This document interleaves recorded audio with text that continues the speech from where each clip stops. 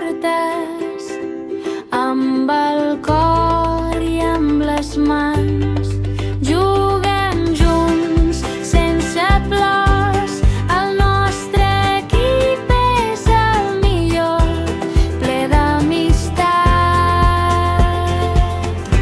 i de colors.